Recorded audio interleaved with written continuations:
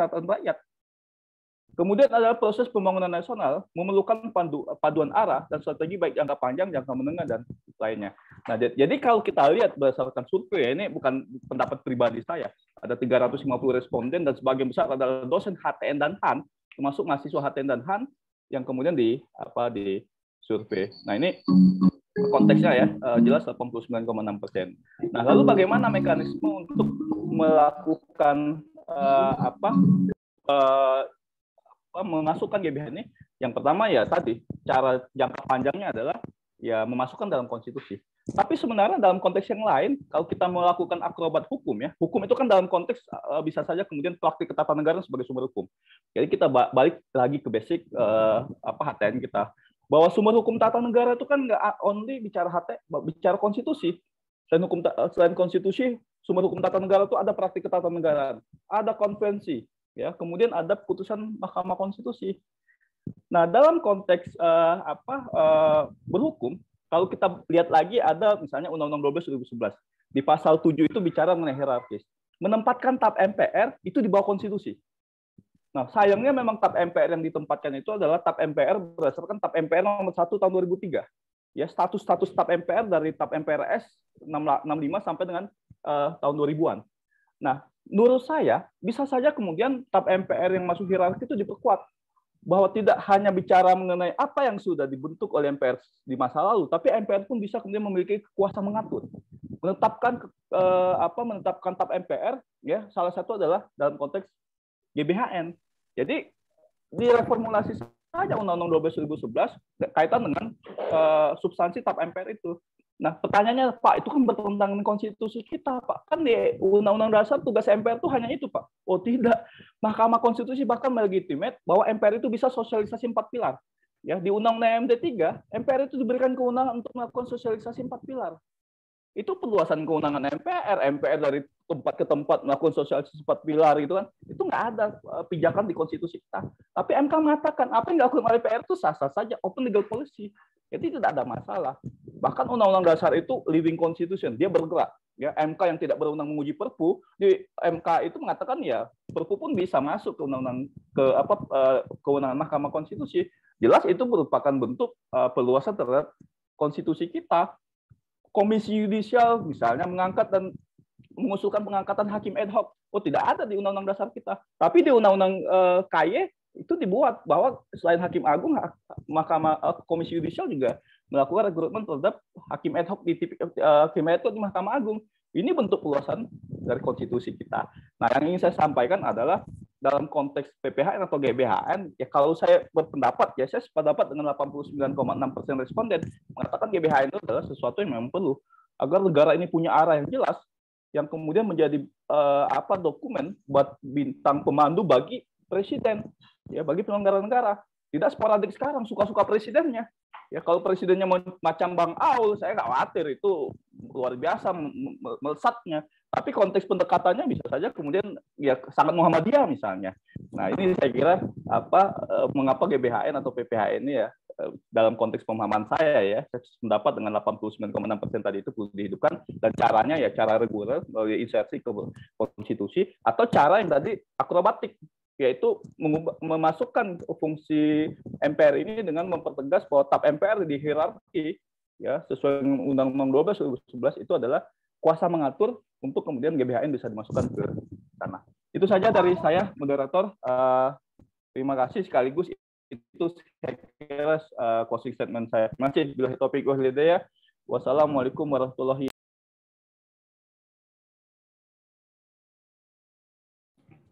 wabarakatuh. Terima kasih kepada Bapak Ahmad Reddy yang telah memberikan jawabannya terkait adanya pertanyaan. Selanjutnya mungkin kita akan masuk kepada sesi 2, yakni adalah ada beberapa pertanyaan lagi yang masuk di sini. Pertama, ada pertanyaan dari Siti Zainab. Di sini beliau bertanya, izin kepada para narasumber, jika memang amandemen kelima terjadi, kekhawatiran rakyat adalah adanya amandemen yang syarat dengan kepentingan politik pihak-pihak tertentu. Lantas bagaimana cara agar jika memang amandemen 5 terjadi, terjadinya memang sesuai dengan kepentingan rakyat dan menjawab problematika hukum saat ini. Kemudian ada pertanyaan yang dikhususkan kepada Bapak Aulia Hasfa. Pertanyaan pertama, kalau hanya berbicara konseptual sebenarnya berdasarkan asas hukum dan undang-undang. Dari situ, seberapa urgen dan terjamin konsep PPHN menurut Anda mengetahui adanya kultur bagus secara konsep dan kurang dalam realisasi? Pertanyaan juga yang diajukan oleh Wiranto kepada Bapak Aulia Hasanova. Anda mengatakan bahwa satu sisi Presiden menolak 3 periode dan di sisi lain mengilhami adanya amandemen konstitusi. Bukankah kedua hal tersebut merupakan hal yang harus dipisah? Sebelumnya mohon maaf apabila pertanyaan ini di luar batasan diskusi, tetapi sebagai insan hukum beberapa orang ingin tahu logika berpikirnya. Terima kasih. Mungkin itu pertanyaan-pertanyaan pada sesi kedua pertanyaan ini. Kepada Bapak Aulia Hasanova, dipersilahkan. Ya, soal PPHN saya 1000% sepakat dengan Bang Dr. Ahmad Reddy. Saya sering sapa pas stafsus tempat saya belajar tadi. Karena kalau ditanya konsep ya, emang kita lagi bicara konsep gitu ya. Kemudian saya sih paling senang ya kalau berdiskusi itu kan, kalau dalam metode dialektika gitu ya, bisa jadi ada tesis, ada antitesis, nanti muncul sintesa. Tapi kemudian jangan seakan-akan pendapatnya yang paling benar, nah itu. Karena pendapat itu ya kan hukum ya, punya banyak perspektif dan juga misalnya tadi hampir semua pernyataan Prof. Denny itu menguliti pernyataan atau pembahasan saya misalnya terkait dengan amandemen gitu ya. Beliau mau menyampaikan itu pembaharuan, silahkan, tidak apa-apa. Kalau saya sebut penggantian, tidak ada. Cuma ketika nyatasi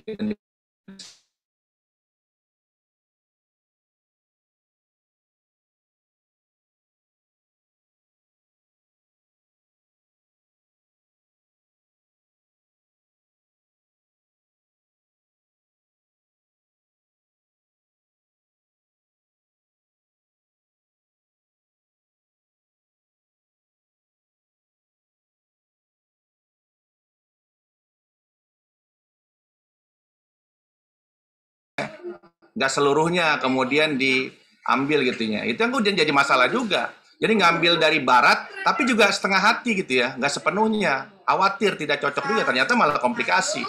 Misalnya, sop bicameral, DPR-nya punya fungsi legislasi, yang satu macan ompong, itu diakui ternyata. Ya, karena memang tidak utuh mengambilnya. Pemilihan langsung, di Amerika pakai electoral college, di Indonesia enggak. Dan itu kemudian juga menghadirkan ada pola 1 putaran dan 2 putaran misalnya.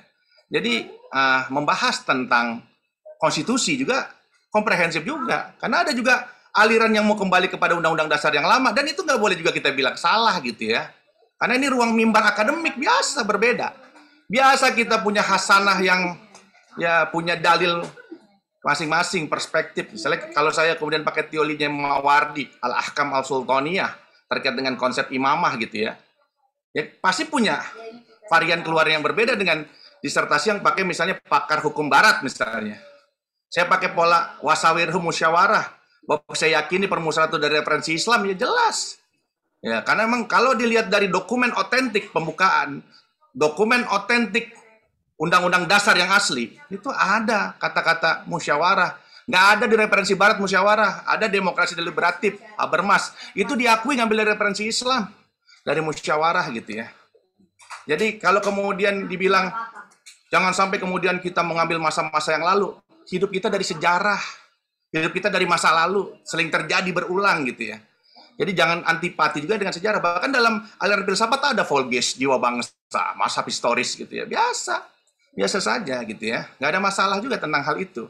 Nggak ada masalah tentang perbedaan. Saya malah menghormati perbedaan dengan kita bisa berbeda pandangan. Tapi jangan kemudian bilang akademisi teroris misalnya, akademisi kelas kambing, wah itu nggak pas. Misalnya kalau ada argumentasi-argumentasi yang berbeda, kemudian kita justifikasi orang, kita klaim orang, kemudian seperti itu gitu. Biasa. Apa yang bilang begitu? Tentang ada Pak Stafsus ada. Maksudnya kita kan ruang mimbar kebebasan akademik. Kita punya perspektif, di satu titik kita bisa sama, di titik yang Lain bisa berbeda, biasa itu. Hal yang biasa. Misalnya tentang kotak Pandora, kalau kita rubah konstitusi, takut kita tentang perpanjangan masa jabatan presiden. Ya MPR kan juga wakil rakyat, gabungan antara anggota DPR dengan anggota DPD. Dan dia ketika merubah juga pasti mendengarkan apa yang ada dari rakyat gitu. Kita kawal bersama. Nah, jadi kan takut sekali kita, khawatir. Tapi ketika amandemen kebablasan kita setujui gitu ya. Meskipun tadi juga diakui akan ada hal evaluasi. Tapi kemudian, nggak bisa kemudian ada romantis. Kita disalahkan dengan kuno, tradisional, romantis gitu. Misalnya menghadirkan PPN itu bukan solusi ya. Kalau perspektif kami itu menjadi solusi gitu ya. Kalau kemudian pemerintah bisa berjalan dengan guidance yang jelas, dan tidak hanya presiden yang nanti terarah dengan GBHN, kekuasaan-kekuasaan lain juga ke sana arahnya gitu ya. Jadi ada kesatu paduan. Jadi sebenarnya itu sederhananya saya mau merespon gitu ya. Jangan sampai kemudian ya kita menjadi pemegang kebenaran tunggal, itu yang bahaya. Karena kita bisa berbeda dalam hal-hal tertentu dan bisa jadi sama dalam perspektif yang lain. Demikian, terima kasih. Bila bisa bilhaq, pastabikul harat. Assalamualaikum warahmatullahi wabarakatuh. Waalaikumsalam warahmatullahi wabarakatuh. Terima kasih kepada Bapak Aulia yang telah memberikan pernyataannya terkait adanya beberapa diskusi yang tadi telah berjalan. Selanjutnya mungkin kita akan akhiri sesi tanya jawab. Mohon maaf kepada para peserta yang mungkin pertanyaannya belum dijawab. Oleh karena itu mungkin kita akan berlanjut kepada sesi terakhir, yakni closing statement, yang mana hal ini mungkin akan disampaikan oleh para narasumber. Namun sebelumnya saya akan membacakan closing statement dari Prof. Denny Indrayana yang telah posting di kolom komen. Komentar terakhir dari Prof. Denny Indrayana, GBHN terkesan efektif menjadi panduan di masa Orde Baru, lebih karena presidennya satu orang, yakni Soeharto. Kalau sekarang ada PPHN, presiden hanya 5 tahun atau 10 tahun, PPHN implementasinya tetap akan berbeda karena presidennya berbeda. PPHN bukan prioritas amandemen kelima, buat amandemen yang menghadirkan keadilan sosial, anti korupsi, dan jawabannya bukan PPHN. Mungkin selanjutnya dipersilakan kepada narasumber lain untuk memberikan closing statement-nya. Dimulai dari Bapak Dr. Ahmad Reddy, SHMH, dipersilakan. Ya, terima kasih moderator. Pertama, sekali lagi saya mengucapkan terima kasih pada JPI ya. Diskusi hari ini sangat mencerahkan, sangat memberikan kemanfaatan ya bagi perkembangan ilmu pengetahuan, dan saya kira ini jurus-jurus muda ini telah berhasil ya membuat acara yang sangat baik, sukses, dan bermanfaat. Yang pertama. Kemudian yang kedua, saya kira terkait mengenai isu hari ini ya, tadi yang disampaikan oleh Bung Aulia bahwa dialektika itu menjadi sangat penting ya, tesis, antitesis, dan sintesis, dan kita tidak boleh saling menegasikan dalam konteks yang negatif. Misalnya tadi saya baru dengar tadi ada yang mengatakan bahwa ketika beda pendapat dianggap teroris konstitusi gitu kan, kemudian dianggap sebagai akademisi kelas kambing. Nah, narasi-narasi begini dalam konteks ilmu pengetahuan tidak boleh muncul ya. Sekeras apapun perbedaan pendapat, ya itu bagian dari karunia di perguruan tinggi, karena kampus itu merupakan kristal ilmu pengetahuan ya, knowledge center yang memang dalam konteks perbedaan pendapat itu saya kira biasa, dan kemudian harus saling menghormati dengan berbagai macam scientific evidence yang dibangun sebagai argumentasi yang baik. Kemudian terakhir ya, saya tunggu undangan-undangan selanjutnya dari teman-teman JPI, dan saya sangat senang sekali diundang pada hari ini, walaupun awalnya berharap bisa offline ya, agar kemudian bisa silaturahim melihat anak-anak muda luar biasa ini, tapi karena memang akhirnya harus online ya, tidak apa-apa. Terima kasih sekali lagi. Saya mohon maaf apabila ada hal-hal yang tidak berkenan. Silakan bila ada yang mau didiskusikan bisa WA ke saya, dan terima kasih. Billahi taufiq wal hidayah. Wassalamualaikum warahmatullahi wabarakatuh. Waalaikumsalam warahmatullahi wabarakatuh. Closing statement berikutnya yakni dari Bapak Dr. Aulia Hasanova. Dipersilahkan Bapak. Iya, pertama pasti terima kasih atas kesempatannya di Milad JP yang pertama, diberikan kesempatan untuk berbagi ya narasi, diksi, dan banyak hal terkait dengan pembangunan kebangsaan. Dan tadi sampaikan juga, saya sepakat lah ya, terkait dengan memahami tentang perbedaan. Gitu. Tapi pada intinya kami ini intelektual yang diajarkan untuk tidak hanya berada di zona nyaman gitu ya, dan tidak takut juga untuk bersuara lantang karena khawatir di penjara gitu ya. Makanya ya qalil haq wala kana murra, katakan yang benar walau itu pahit. Ya. Dan ada konsistensi gitu ya, tidak hanya kata-kata tapi juga perilakunya juga sesuai gitu ya. Makanya dia punya kedudukan yang tinggi tuh. Ulama kan orang yang berilmu sebenarnya. Nah, berbicara tentang keindonesiaan gitu ya, banyak orang yang berilmu yang kemudian memberikan Indonesia, dan kemudian belakangan ini orang-orang yang berilmu itu dikendalikan oleh pemilik modal atau pengusaha. Nah, ini kemudian harus dikembalikan sebenarnya, bahwa negara ini ya pendirinya orang yang kemudian punya pengetahuan, punya ilmu, memahami perbedaan, bahkan santun dalam berbeda gitu, tuan dan puan gitu. Banyak paradigma yang bermunculan sejak dulu sampai sekarang, dan itu harus kita menjadikan hasanah. Misalnya pembangunan nasional ke depan, kalau kita lihat memang ternyata produk hukum yang ada pasca reformasi ini banyak membuat Indonesia menjadi crossroad, ya kita harus cari jalan keluar gitu ya. Bisa jadi yang terjadi yang sebelumnya ada, di Orde Baru ada GBHN, di Orde Lama juga ada GBHN, kemudian sekarang ada format PPHN, siapa tahu dalam konteks kemudian ada basis keilmuan gitu ya.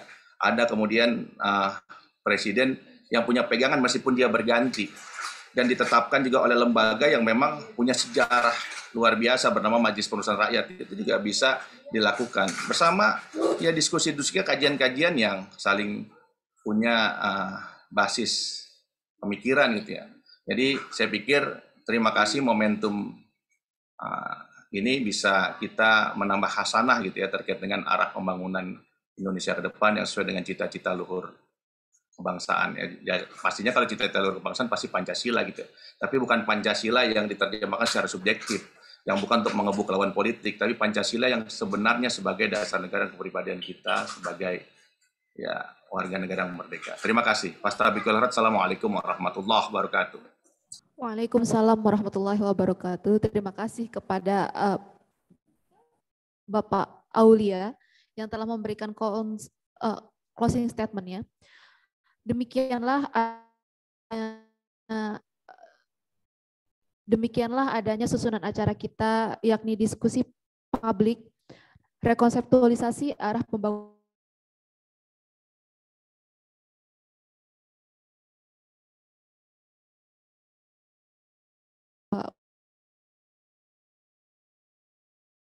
akhirul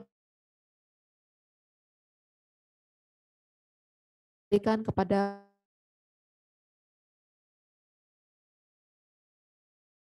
Terima kasih kepada Kakak Siti Romla SH yang telah memandu acara pada acara selanjutnya, yaitu foto bersama. Dan untuk kami foto bersama dan kerap menghidupkan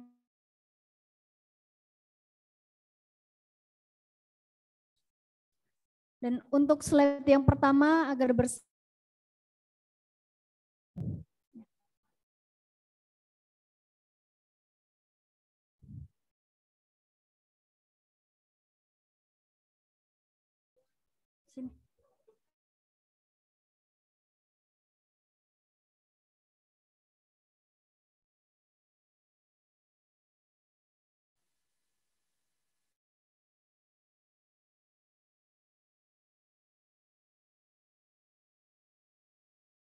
Udah? Oke. Udah masuk semua? Oke. 2, 3.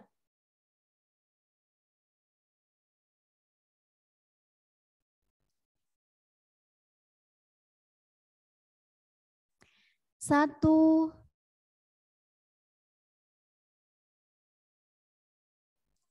Oke, next slide. Agar bersiap-siap menghidupkan.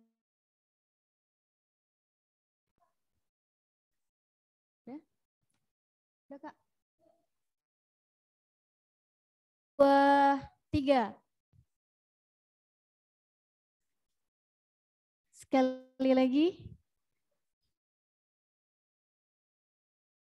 1, 2. Oke, next slide.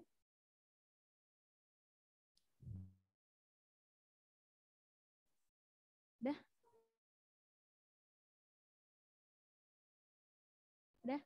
Oke, 1. Lagi. 1.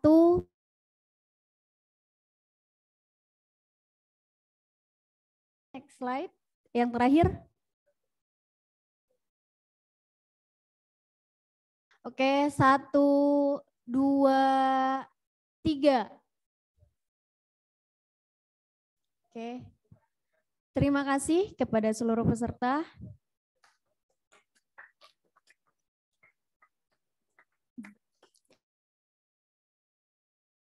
Bapak Ibu yang berbahagia, tibalah kita di penghujung acara. Tibalah kita ini, yaitu penutup. Marilah kita Alhamdulillahirabbil alamin. Pada siang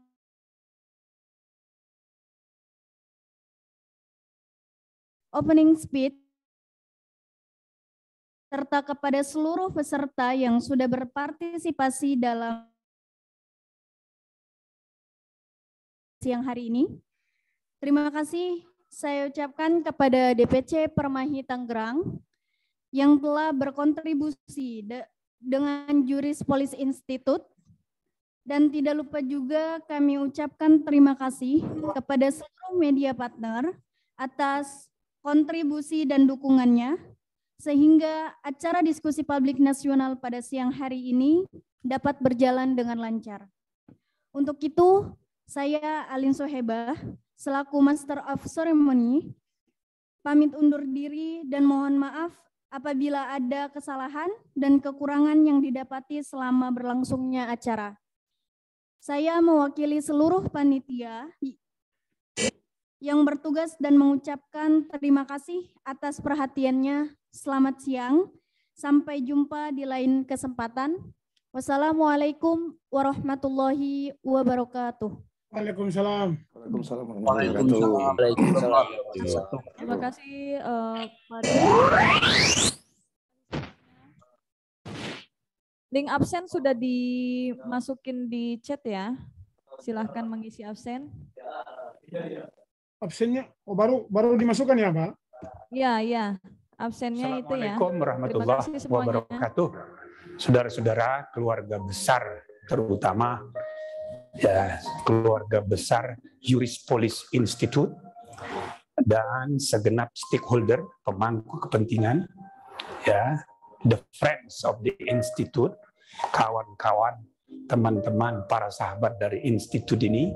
Saya Profesor Dr. Jimli Asyidiki ingin menyertai kegembiraan saudara-saudara semua mengucapkan selamat ya atas ulang tahun yang pertama dari Juris Institute atau Juris Police Institute ini.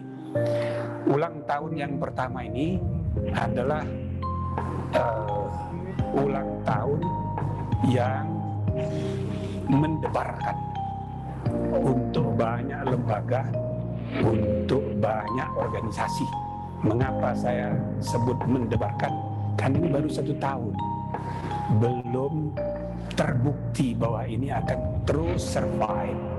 Oleh karena itu, para pengurus, saya harapkan jangan pernah berputus asa. Kalau ada kegagalan, dan ambil pelajaran daripadanya untuk secara konsisten terus dengan determinasi meneruskan ide ini supaya pada saatnya Juris Police Institute ini akan berkembang.